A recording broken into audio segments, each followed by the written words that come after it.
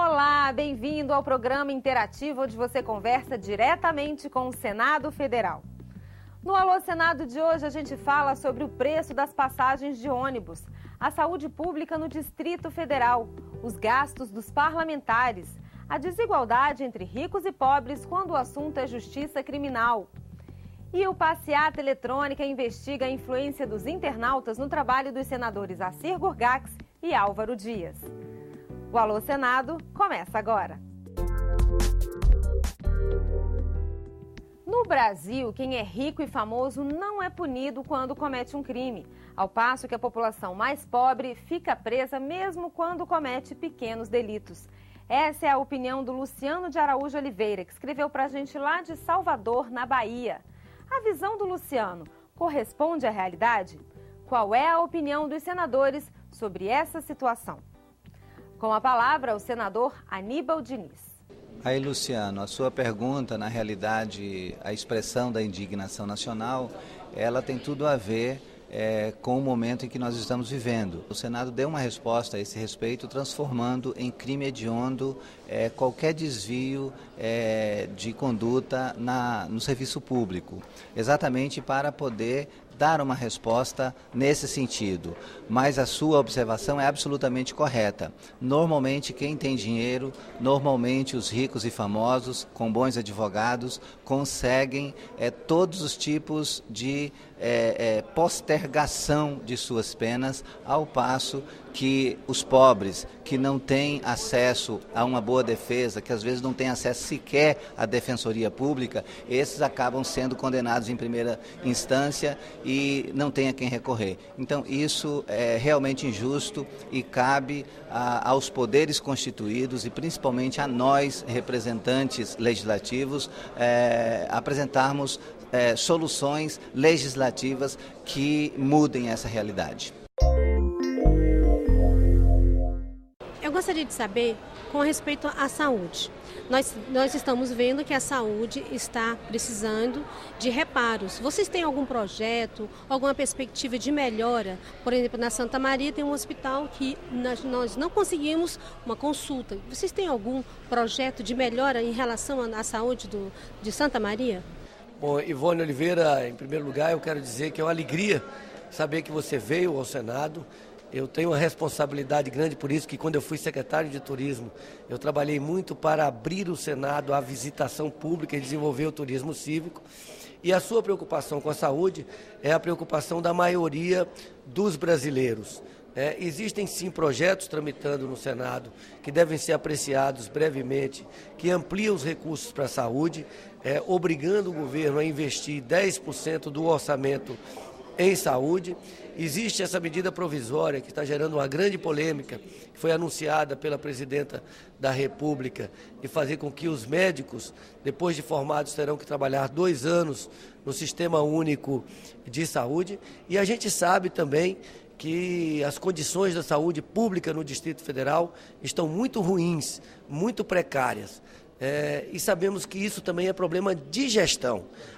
Existe um problema de financiamento público da saúde em todo o Brasil, mas isso é menos grave no Distrito Federal, em função de que nós recebemos aqui os recursos do Fundo Constitucional e que financia grande parte da saúde. Eu diria que o problema maior no Distrito Federal é um problema de gestão. E, de fato, hoje, milhares de pessoas no Distrito Federal vivem esse problema que a senhora está relatando.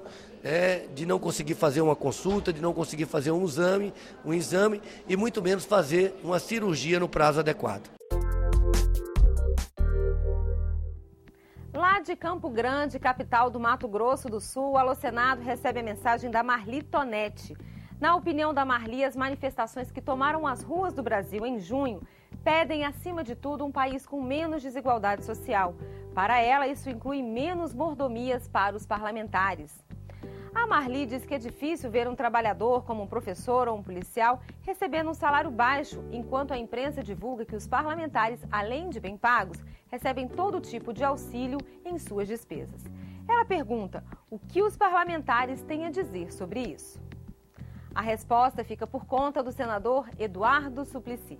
Prezada Marli, eu acho que o sentimento que você expressa, que também estão muitos brasileiros transmitindo a nós, faz com que todos nós estejamos a pensar melhor em que medida estamos bem representando o povo brasileiro. Com respeito a gastos muito grandes, eu quero lhes dizer que eu aqui procuro enxugar quaisquer gastos exagerados. Posso lhe informar que desde fevereiro de 1991, quando ingressei há 23 anos no Senado Federal, eu dispensei a possibilidade de usar um carro oficial e o motorista, eu normalmente guio o meu próprio automóvel, tanto aqui em Brasília quanto em São Paulo. Senador, com relação às mordomias parlamentares, existe algum projeto sendo discutido para reduzir esses benefícios ou é só uma questão mesmo individual, como o caso do senhor, que tem essa preocupação pessoal? Bem, eu acho importante que hoje nós tenhamos o portal do Senado e toda e qualquer pessoa pode observar quais os gastos com as verbas indenizatórias que cada senador, nome por nome, realiza a cada mês, e isto é objeto de controle e de conhecimento de toda a população. O Passeata Eletrônica quer saber dos senadores Assir Gurgax e Álvaro Dias. De que forma eles usam as mensagens postadas nas redes sociais na hora de formular um projeto ou votar uma lei? Essas manifestações são mesmo aproveitadas no trabalho dos parlamentares? Eu entendo que sim, porque elas são um anseio, elas nos dizem que isso é o anseio da população brasileira. Através das informações que nós estamos recebendo ou das cobranças que nós recebemos através das redes sociais, isso demonstra claramente qual é a intenção, qual é a necessidade da população brasileira. Portanto, isso realmente as ações através das redes sociais têm influenciado nas nossas votações e também nos novos projetos a serem feitos ou que estão sendo feitos pelos parlamentares brasileiros. Sim, eu considero as redes sociais uma espécie de termômetro a medir a febre das aspirações populares. Acho importante. É evidente que não é uma pesquisa científica para nos orientar, mas é, sem sombra de dúvidas, uma espécie de termômetro. As redes sociais se constituem no termômetro das pessoas formadoras de opinião no país. Então é muito importante para a atuação parlamentar. Como se calculam as tarifas de ônibus? O Francisco Alves de Oliveira escreveu para a gente lá de Santa Cruz, no Rio de Janeiro, para lembrar a seguinte conta. Quando R$1 era equivalente a $1, a passagem de ônibus nas grandes cidades custava 50 centavos de real ou 50 centavos de dólar. Na visão do Francisco, algo está errado. Se o dólar hoje valesse R$3, a passagem de ônibus deveria equivaler a R$1,50. Por que então a passagem custa muito mais do que isso? Francisco, quem responde a sua pergunta é o senador Sérgio Souza. Francisco, tudo bem? Você sabe que dólar a R$1, R$1, $1, isso foi do lançamento do Plano Real, né? 94, 93, naquele momento ali que se instalava o Plano Real no Brasil. Foi a fixação, inclusive.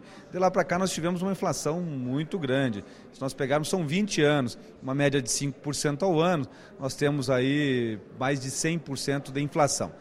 O que houve, de fato, foi uma valorização do real sobre o dólar nesses últimos anos. O dólar, ele desvalorizou, não só no Brasil, como no mundo inteiro. Agora, com relação ao custo da passagem, eu acho que não é nem tanto pelo valor, mas é pela qualidade do transporte coletivo, né? Eu acho que o que você quer é pegar um ônibus ou qualquer cidadão brasileiro próximo à sua residência, chegar ao seu trabalho com um pouco mais de meia hora e fazer o mesmo retorno com o mesmo tempo. E não demorar 3, 4 horas, né? Então 3, 4 horas dentro de um ônibus custa caro para o Brasil, custa caro para você, custa caro para a sua família, custa caro para todos nós. Então o que nós precisamos de fato é ter um transporte coletivo que dê uma qualidade de vida ao cidadão brasileiro compatível pelo que ele paga. E o Alô Senado de hoje vai ficando por aqui.